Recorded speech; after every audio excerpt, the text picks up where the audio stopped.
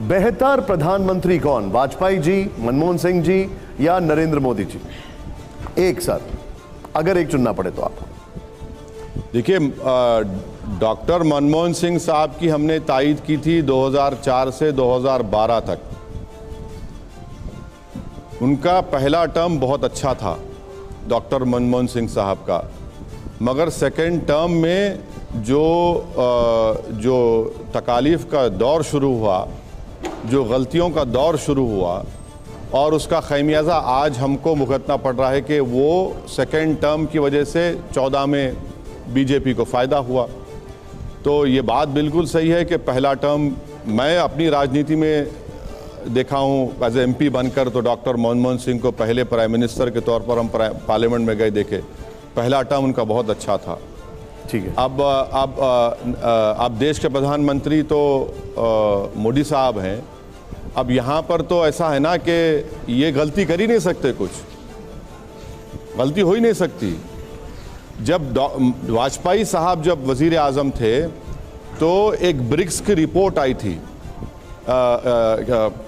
BRICS Goldman सैक्स की report थी, 2003 की बात है, जिसमें उस गोल्डमैन सैक्स की रिपोर्ट में कहा गया था कि भारत 10 साल के अंदर दूसरी या तीसरी बड़ी इकॉनमी बनेगा। आज भारत की इकॉनमी, हम अमेरिका ऊपर है, चाइना है, जर्मनी, जापान है, जर्मनी, और भारत 5वें नंबर पर है। तो ये जो बातें की जाती है ना कि 5 ट्रिलियन नहीं, अभी हमारी 3.7 ट्रिलियन है। तो हम ये बात आपको समझने की ज़रूरत है। अब मुझे एक अगला सवाल जो है, ये आखिरी सवाल है, प्ले ऑन करिए जो हमारा अगला सवाल है। उसके पहले, भारत का नायक कौन, छत्रपति शिवाजी महाराज या फिर औरंगजेब? बड़ा सवाल है ये। भारत का क्या कहा आपने? भारत का नायक कौन? अच्छा, ये उस आज़ादी हमको कब मिली? हम लोकतंत्र मुल्क कब बने? हमारे पास कॉन्स्टिट्यूशन कब आया? कॉन्स्टिट्यूशन हमारे पास, देखिए सर, सुनिए, हमारे पास कॉन्स्टिट्यूशन कब आया? कॉन्स्टिट्यूशन हमने 1950 में अपने आप को दिया। आज़ादी हमको मिली 15 अगस्त 47 को। तो अब प्रॉब्लम आप लोगों में ये है कि आप इन नौजवान बच्चों को 400 साल पीछे ले जाना चाहते हैं। मैं आपसे कह रहा हूं कि भैया, ये जो इस देश का जो डेमोग्राफिक डिविडेंड है ना, जो किसी विश्व के देश में नहीं है, हमारी आबादी 28 साल की 50% है, और ये डेमोग्राफिक डिविडेंड 2040 तक रहेगा। अगर हम इसको इस्तेमाल करेंगे तो भारत सुपर पावर बनेगा। सवाल ये है, सुनिए, सवाल है, एक मिनट ओवैसी साहब, ये बच्चे किसको रोल मॉडल माने अगर इन दोनों की बात हो? मैं आपके सवाल का जवाब दे रहा हूं, और आपके सवाल का एक जवाब ये भी देता हूं कि छत्रपति शिवाजी महाराज मुसलमानों के कभी खिलाफ नहीं थे।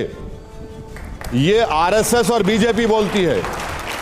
छत्रपति शिवाजी महाराज जब कल्याण पे कामयाबी हासिल की और कल्याण के नवाब की बहू उनके सामने पेश की गई, तो छत्रपति शिवाजी ने कहा कि ये, इसको मैं देखना पसंद नहीं करूंगा, उसको इज्जत के साथ इसको वापस कर दिया जाए।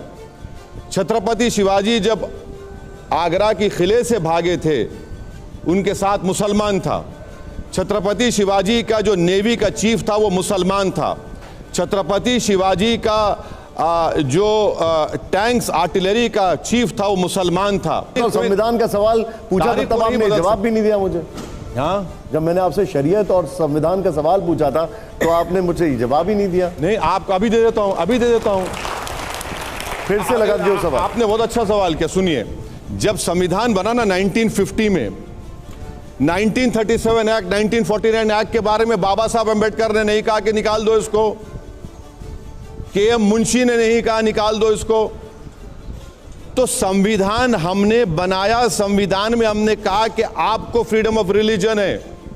संविधान हमने बनाया और कहा कि तुम सिख रहो, अपने मजहब पर रहो, तुम मुसलमान रहो, इस्लाम पर रहो, तुम बुद्ध हो तो बुद्ध मजहब पर रहो, तुम किसी खुदा को नहीं मानते तो भी कोई बात नहीं। ये भारत है।